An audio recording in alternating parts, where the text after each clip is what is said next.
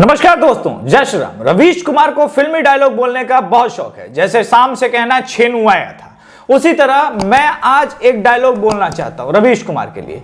इस थप्पड़ की गूंज सुनी तुमने डॉक्टर डैंग? ठीक डॉक्टर डैंग की तरह अपनी विचारधारा बदलने वाले रवीश कुमार को इस पूरे किसान बिल पे मैं एक्सपोज करने वाला हूं।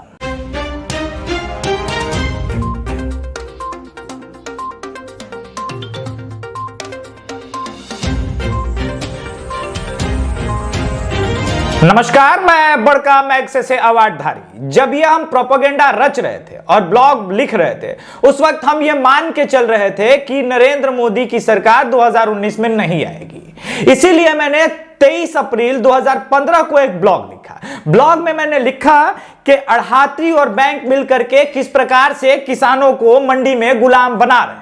अड़हातियों को मैंने पूरा एक्सप्लेन किया कि ये बिचौलिए हैं और मंडी में कभी भी एमएसपी के नाम पे इनको एमएसपी का रेट नहीं मिलता।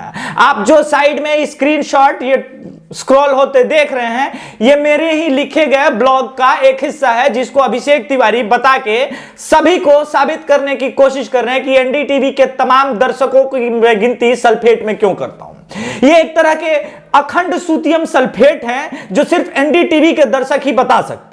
2015 में बड़े बढ़ा चढ़ा करके रवीश कुमार ने बताया कि अड़हाती किस प्रकार से 1400 कुछ रुपए की जो एमएसपी है गेहूं की, वो भी नहीं देते और इनको किसानों को लगभग 1100-1200 रुपए ही सब कट कटा के टैक्स कट के मिलता है। नरेंद्र मोदी सरकार आती है और वो अकल्पनीय काम करती है जो कि रवीश कुमार ने नहीं सोचा। राजनीति में आने वाला हर दूसरे के विकास को गरियाता है, यही रवीश कुमार लिखते हैं और बताते हैं कि कोई भी सरकार किसानों की बात करती है मगर किसानों के लिए काम नहीं करती है। कॉल सेंटर या ई गवर्नेंस की बात करने वाली मोदी सरकार पे भी यह तंज था, लेकिन यह 2015 में उनको पता नहीं था कि मोदी सरकार किसानों के लिए किसान सम्मान निधि जैसी योजना का उद्घाटन कर देगी और हर जो है 3 महीने के अंतराल पे 2-2 हजार रुपए उनको मिलेंगे या 4 महीने के अंतराल पे कुल मिला के 6,000 रुपए। तो बैंकों से कर्ज लेने का झंझट भी खत्म हो जाता है। यही नहीं, मोदी सरकार आती है और किसान क्रेडिट कार्ड शुरू कर देती है। इससे भी किसानों को लोन मिलना आसान हो जाता है 0% ब्याज पे। हमारी खेती बहुत गंभीर संकट से गुजर रही है। राज्य सरकार और केंद्र सरकार के बीच में समन्वय नहीं है। आप जानते हैं कि रवीश कुमार इस प्रकार के लाइनों का उपयोग करते हैं, अपने ब्लॉग में इन्होंने यह भी किया है। लेकिन उन्हें अचानक पता चला 2019 के बाद कि मोदी सरकार ने जो 1400 रुपए का एमएसपी था गेहूं का, वो बढ़ा के लगभग 1900 रुपए कर दिया। अब आप ये समझने की कोशिश कीजिए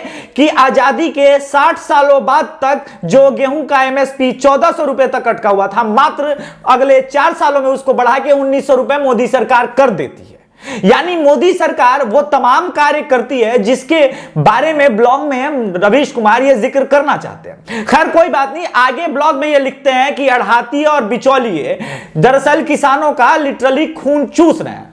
अब ये वाला कंफ्यूजन है। आज रवीश कुमार इन्हीं अड़हातियों को और बिचौलियों को अपने जीजा और फूफा की तरह सम्मान दे रहे हैं।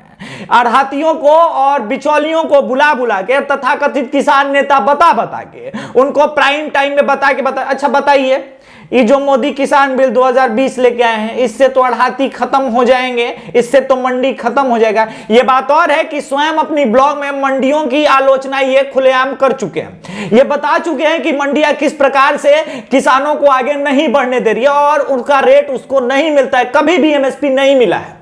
एमएसपी के नाम पे खरीदारी की जाती है, परंतु किसानों के हाथ में जो कट कटा के आता है उसमें से लगभग 30% पैसा कट ही जाता है। यही एक वास्तविकता है। मोदी सरकार इस वास्तविकता को समझती है। इसी ब्लॉग में रवीश कुमार पैरेलल मंडी की भी बात करते हैं, वही जो प्राइवेट अंबानी अडानी वाला मंडी की आज ये लोग बात कर रहे हैं और अफवाह फैला रहे हैं। मोदी सरकार आगे बढ़ती है एक कदम और कहती है कि ये मंडी रहेगा और एमएसपी भी यही रहेगा। हम अड़हातियों को खत्म नहीं कर रहे हैं, लेकिन अड़हातियों के बीच कंपटीशन की भावना हो, इसीलिए एक पैरेलल मंडी की मोदी सरकार व्यवस्था करनी चाहती है। एमएसपी पे भी वो लिखित आश्वासन देने को तैयार है। यही नहीं, जो कॉन्ट्रैक्ट फार्मिंग के बीच में बात हो रही थी कि किसान नहीं जा सकते हैं कोर्ट, वो भी सरकार लिखित में देने को तैयार है कि किसान भी सिविल कोर्ट तक जा सकता है, उसे उसका अधिकार है। यानी तमाम संशोधनों के बावजूद जो बिल रवीश कुमार चाहते थे कि कांग्रेस 2019 में चुनाव जीतती उनके अनुसार, तो कांग्रेस सत्ता में आती और उनके अनुसार वो बिल बना देती, जैसा कि 2012 में कपिल सिब्बल ने किया था। यानी अब लब्बोलू अब ये है कि चाहे रवीश कुमार हो, चाहे कांग्रेस पार्टी हो, या अकाली दल हो, या एनसीपी, ये सब इसी बिल की वकालत कभी ना कभी अपने अपने टाइम में कर चुके हैं। अब आते हैं इसी में एक और प्रोपेगेंडा। राकेश टिकैत जैसा बीएसडीके हरामी ये कहता है, सॉरी गाली देने के लिए, लेकिन मुझे गुस्सा आ गया, क्या ये किसान आंदोलन दोस्तों पंडितों से पूछ के किया गया था? नहीं किया गया था। क्या इस किसान आंदोलन में गिरजाघर के पोप, चर्च के जो पोप वोप है, बिशप हैं, जो रेप के अक्यूज टाइप के लोग हैं, वो आए हैं? नहीं आए हैं ना। क्या मुल्लाना मौलवी जो है, मौलाना साद वगैरह सब आकर के बैठे हुए किसान आंदोलन में? क्या आपने यह आंदोलन उनसे पूछ के किया था? इसमें लिटरली राकेश टिकैत जो है वो ब्राह्मणों को क्यों गाली दे रहा है? क्या इसमें ब्राह्मण किसान नहीं होते? किसानों की अगर बात चली है तो इसीलिए जब ये हम विरोध करते तो कहते हैं तुम खालिस्तानी बोल रहे हो। उसमें खालिस्तानी एलिमेंट है, उनको खालिस्तानी बोला है। कभी भी संपूर्ण किसानों को हमने खालिस्तानी नहीं बोला। वहां पे जो प्रोटेस्ट कर रहे हैं उनके लिए भी हमने ये शब्द का इस्तेमाल नहीं किया। लेकिन इसी प्रकार के बढ़ा चढ़ा के पत्रकारिता करने वाले दवायर, लायर, कायर, the print, the news, scroll, ये सारे लोग ये क्या करना चाह रहे हैं देश में? देश में हिंदुओं को जाति के हिसाब से तोड़ना है। लगातार ये प्रयासरत है। पहले किसी हिंदू बेटी बहन बेटियों को योगराज सिंह गाली दे चुके हैं। अब ये जो किसान नेता बन रहे हैं खुद को, किसने बनाया तुमको राकेश टिकैत किसान नेता? 9000 तो इस कुत्ते को वोट मिला है और ये किसान नेता है। करो, दान करना सीखो। मंदिरों को रोज पूज रहे भाई, ये भी आगे मंदिर वाला एक नहीं दिखा रहा कहीं भंडारा लगाता हुआ। सारे लाइन लगा रखी मंदिरों में भाई, कहा इनसे भी तो हिसाब किताब ले लो, इनका तो पता तो ले लो ना मंदिरों का भी। ये हमारी माँ और बहन साहब दूध दे रही वहां जाके, एक कप चाय नहीं किसी को प्यारे आंदोलन में, ये पता इनका भी चलेगा। जो एक कप बैठे गए कड़ादो जी पंडित जी हैं, गाय भी आवे भैंस भी आ रही, सबसे पहला दूध पंडित जी को। अरे यहाँ 10 रोटी तो भिजवा दो महाराज, एक नहीं भिजवा रहा भाई, इनसे तो बढ़िया गुरुद्वारा ही है, इनसे सीख लो। ये जो तालमेल है ना, ये तो बोलने वाले की वाहेगुरु जी का खालसा, वाहेगुरु जी की फतेह। देखो या तो सुधर जाओ सारे के सारे, ये पंडित भी सुधर जाओ जो उनसे मंदिरों में बैठे, ये भी सबको सुधरना पड़ेगा। बहुत चढ़ावा है इन पे, है पूरा क्षेत्र जा रहा, कहाँ जा रहे? मथुरा जा रहे जी। एक कोई आया साथ में, इनसे हिसाब किताब तो ले लो भाई, सारू सा ले लो। अरे यहाँ लगवा दो एक आधा भंडारा, हमको एक कृष्ण जी के कोई खिलाफ थोड़ा है, लेकिन एक आधा भंडार तो लगवा दो भाई। मतलब पूरा क्षेत्र जा रहा, हरिद्वार जा रहे, यहाँ जा रहे, एक भी पंडित नहीं कहीं आ रहा। जिस प्रकार की अमर्यादित भाषा का उपयोग राकेश टिकैत ने किया है, वो हो सकता है किसानों का नेता? आपको लगता है क्या ब्राह्मण तबका किसानी नहीं करता है? ब्राह्मण किसान नहीं होता है? और ये बार बार सनातन धर्म को गाली देने का इस आंदोलन में क्या मकसद है? वही मकसद है कि मीम और सो कॉल्ड रूप से खालिस्तानी मिल गए हैं। हम तो यही बोलेंगे, हम यही समझेंगे। अब उसी खालिस्तानी एलिमेंट्स के द्वारा प्रायोजित नेता मैं तो बोलूंगा कि ये राकेश टिकैत है, क्योंकि यही टिकैतवा था जो अभी से 4 महीना पहले करा था। वाह मोदी जी वाह, क्या बिल है। 30 साल से किसान इसी बिल का तो मांग कर रहे थे, पैरेलल मंडी होनी चाहिए। पैरेलल मंडी की वकालत कैप्टन अमरिंदर सिंह भी कर चुके हैं। पैरेलल मंडी की वकालत एनसीपी के शरद पवार कर चुके हैं। 2015 में तो पूरा ब्लॉग लिख करके लेक्चर मारे थे, नमस्कार मैं बड़का मैग्सेसे अवार्डधारी। तो भाई मैग्सेसे अवार्ड तो तुमको इस लेक्चर को लिखने की वजह से मिल गया। आज विरोध क्यों कर रहे हो? रवीश कुमार से कोई ये सवाल पूछे और जो मेरे विरोधी है वो मुझे फैक्ट्स पे काउंटर करे। क्या रवीश कुमार ने ये आर्टिकल नहीं लिखा है? और अगर लिखा है तो आज अपना ही थूका हुआ रवीश कुमार क्यों चाट रहा है? क्योंकि चाटने की भी हद होती है ना। ये तो है, इट्स लाइक के चलो यार सेबी ने एनडीटीवी पे जो फाइन किया है करोड़ों रुपए का, तो कैसे कर्जा चुकाएंगे? रवीश एक काम कर, किसान आंदोलन के समर्थन में जो है ना वो एक बढ़िया सा प्राइम टाइम करो।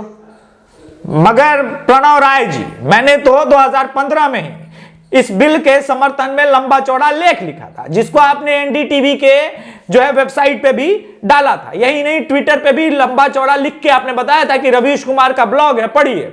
अब अपना ही थूका हुआ आप मुझे चाटने को कर रहे हैं। इस पे प्रणव राय उनसे बोले होंगे, रवीश देखो हमारी आदत है, हमने न जाने कितनी बार अब अपना ही थूका हुआ चाटा है, कोई नया काम हम नहीं कर रहे। दरअसल हम गुलाम हैं, हमें सोचने समझने की आजादी नहीं है। हम कैसे ये सोच समझ ले? एक बार अगर सोनिया माता की तरफ से, राहुल बाबा की तरफ से ये आदेश आता है कि किसान आंदोलन करना है, मोदी सरकार के इस बिल का विरोध करना है, तो बात खत्म, तुमको प्राइम टाइम करना है। यही तो गुलामी है। तुम दूसरों को कब तक गोदी मीडिया कहते रहोगे? आए माने दूसरा कुछ करे तो गोदी मीडिया है भाई, और अपने जम के दलाली कर सकते हैं। नमस्कार, मैं मेरे पास बड़का मैग्सेसे अवार्डधारी, हमें बड़का अवार्डधारी। अबे घंटा अवार्डधारी हो तुम। इस प्रकार की पत्रकारिता करने वाले को लोग कहेंगे भाई रवीश कुमार नंबर 1 पत्रकार है। अबे घंटे का नंबर 1 पत्रकार है, 1 नंबर का झूठा बेईमान आदमी है। उसका भाई कांग्रेस से विधायक का चुनाव लड़ रहा था, हार गया, तब से और सदमे में चला गया है। कैसा पत्रकार है? इसी को पत्रकारिता बोलते हैं। अपने कितनी शिद्दत से पिछले 10 एपिसोड से अपने ही लिखे ब्लॉग्स का काउंटर कर रहा है।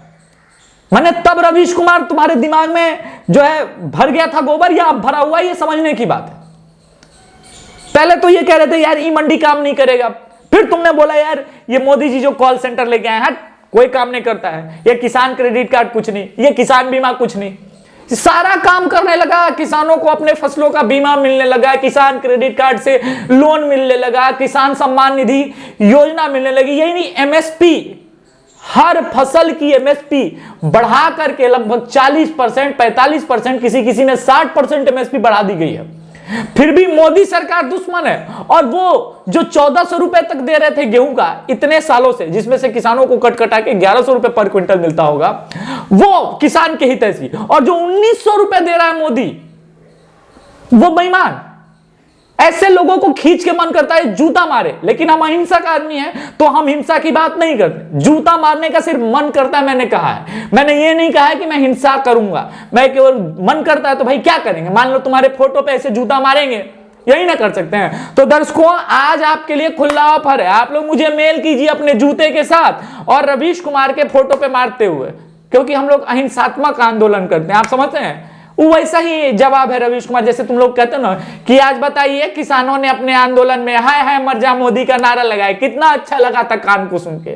मन तो यही करता है लेकिन हो नहीं रहा है। ये भक्त है जो पता नहीं कहां से खोज खोज के हमारे ही पुराने कच्चा चिट्ठा लाते हैं और हमें एक्सपोज करते हैं। तो रवीश कुमार अपनी दलाली प्लीज बंद करो। सॉरी, प्लीज इस्तेमाल करने के लिए। तुम तो दलाली बंद नहीं कर सकते, क्योंकि दलाली से ही तो खा रहे हो। दूसरे का दिखाओगे, अरे बाप रे बाप, अर्नब के पास कितना बड़का बंगला है, आए मेरे पास इतना बड़का मैग्सेसे अवार्ड है, मेरे पास अर्नब जितना बंगला तो नहीं है बड़ा। लेकिन ये नहीं बताएंगे कि रवीश कुमार का बंगला भी दिल्ली में काफी बड़ा बंगला है। ओ, ई वाला पोल खोलने के लिए नमस्कार, मैग्सेसे अवार्डधारी, डाल लो अपना मैग्सेसे अवार्ड जहां भी विशेष स्थान में डालते बनता है। तुम जैसे दलालों के लिए यही कहूंगा। जय श्री राम का नारा लगाइएगा कम्युनल चैनल। और तुम लोग चैनल का नहीं सब्सक्राइब करते हो? 72% जो है मेरे नॉन सब्सक्राइबर व्यूअर्स हैं, ये मेरा एनालिटिक्स में दिखाया था। और तुम लोग सब्सक्राइब करते हो यार 22% लोग, 23% लोग। यार क्या है यार, सब्सक्राइब नहीं करोगे तो मेरी आवाज दूर तक नहीं पहुंचेगी, और दूर तक नहीं पहुंचेगी तो कैसे रवीश कुमार के कानों तक पहुंचेगी? कि उसका बाप भी कहीं बिहार में घूम रहा है, जो उसको उसी के ब्लॉग्स पे भी काउंटर करने की क्षमता रखता है। और रवीश कुमार, आप भी सुनने की क्षमता रखिए, फेसबुक से हमको अनब्लॉक कीजिए। सवाल खाली आप ही को पूछना नहीं आता, सबको। उस ब्लॉग का जवाब दे दीजिए जो आपने ब्लॉग लिखा है 2015 में, अप्रैल महीने में, उस ब्लॉग का खाली जवाब दे दीजिएगा। जय श्री राम।